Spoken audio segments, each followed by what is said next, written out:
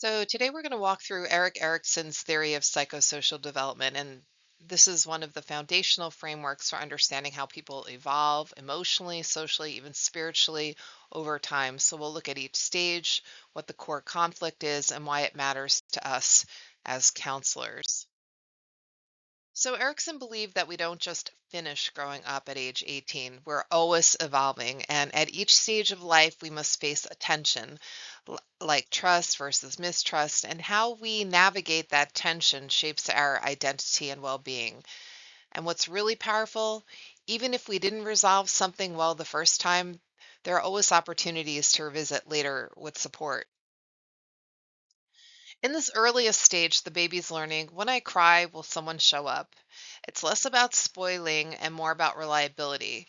When a caregiver is warm, consistent, and responsive, the baby develops a basic sense of trust in the world. If not, mistrust builds. We carry that into our relationships later. This is the I do it myself stage. Toddlers are asserting independence through dressing, choosing food, or toilet training. If we let them try and support them through messes, they gain confidence. And if we're harsh or over controlling, they start to doubt themselves.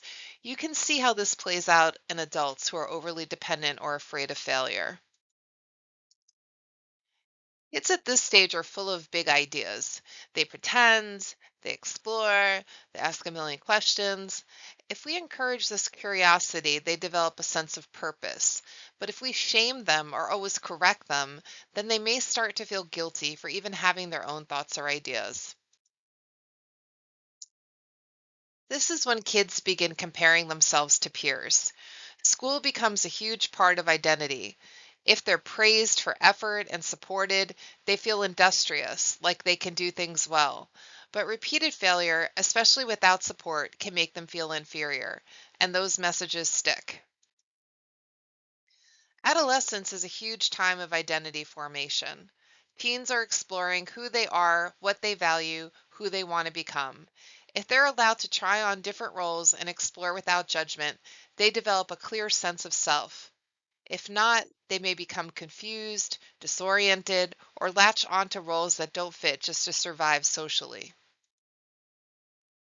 This is where people work on forming lasting relationships, romantic or deep friendships.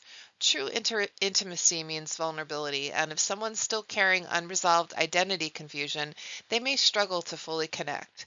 People who can't often open up often feel isolated, even if they're surrounded by others. At midlife, people often ask, am I making a difference? That might be through raising kids, mentoring others, building something lasting. When people feel they're giving back, it's energizing. But if they feel stuck or disconnected, it can lead to stagnation, what we often call midnight, a midlife crisis. In later life, people reflect, did I live well? Do I have regrets? Those who find peace with their story experience ego integrity. They're okay with life's imperfections, but for others, unhealed regrets can lead to despair. We see this a lot in grief work or hospice counseling. Joan Erikson, Eric's wife, expanded the model to a ninth stage. In extreme old age, we start to re encounter earlier conflicts trust, autonomy, even identity. But now, in the context of decline or dependence, it's a time when dignity, storytelling, and connection matter more than ever. In counseling, people don't show up and say, hi, I'm struggling with stage five, but we can hear echoes of unresolved stages. Maybe a client in their 30s is still afraid of asserting themselves. That might go back to shame in early childhood. Our job is to help them revisit those places with more support this time.